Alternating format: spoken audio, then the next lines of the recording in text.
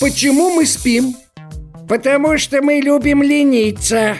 Нет, есть два основных фактора, которые заставляют нас спать. Один из них – это свет. Когда мы видим свет утром, наш мозг выделяет больше кортизола, которое помогает нам бодрствовать. В то время как, когда темно, наш мозг выделяет больше мелатонина, который заставляет нас спать. Кроме того, наш мозг выполняет различные задачи в течение дня, что приводит к образованию аденозина. Накопление этого аденозина – второй фактор, который заставляет нас спать. Когда мы спим, наш мозг получает время для повторного всасывания накопившегося аденозина, чтобы быть готовым к следующему дню. Кроме того, сон помогает нашему мозгу перерабатывать информацию и удалять ненужные воспоминания.